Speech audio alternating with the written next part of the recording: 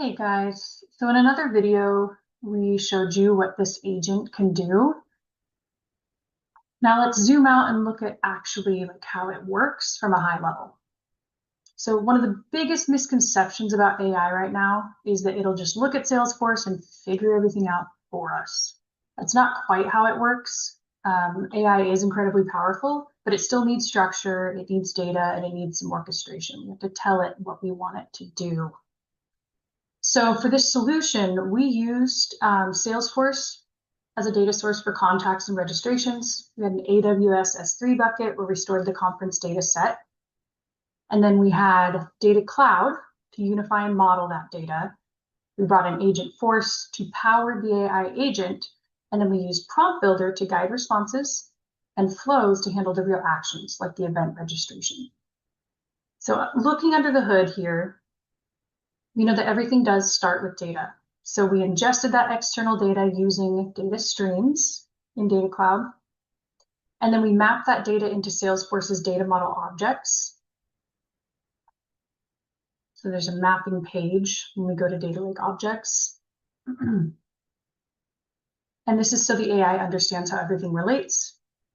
And one really cool feature here, if you go to Data Model, you can toggle this from displaying it as a list to showing it as a graph, which is kind of cool. So once we have the data all set up the way that we need so that the agent's going to understand how that data relates to it itself, we need to configure the agent itself. Agent Builder comes with templates, but a lot of cases you need custom agents like the one that we built.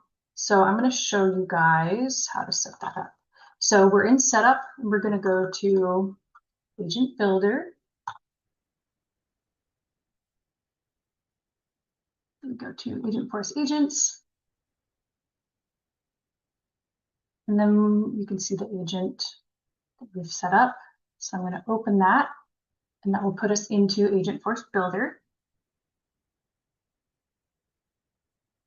So at a high level here, we're going to define topics, and that represents what the agent is capable of doing. So in our case, we created two. You can see them right here. We've got the conference questions and answers, and then conference registration.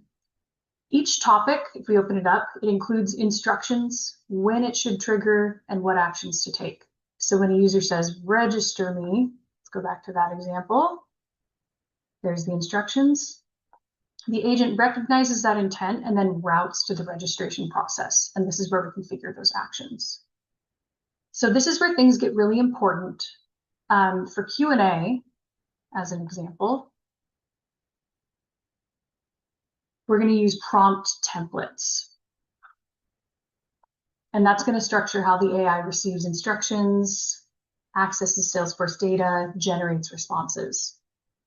So if we go back to setup and we pull up Prompt Builder, we've got our list of prompt templates that we can then pull into the builder. So let's find this conference information search. There it is. Let's open that up. And then you've got your prompts that you can configure here. Now, going back to the builder for topics where we have actions, you're gonna use flows for that piece. So let's go back to the prompt builder menu. And this conference information formatted from flow. Here in the builder, we call this flow conference data for prompt. So the agent isn't doing everything itself, but it's orchestrating this automation as we set it up. AI is handling this intelligence piece, and then flows are handling the execution.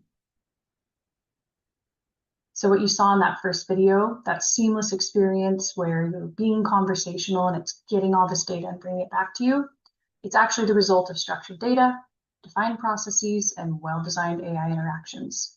It's a really powerful tool when it's implemented correctly, and it can transform how your users interact with Salesforce. So if you guys are looking for something like that for your business, we'd be happy to help you do that here at Keynote.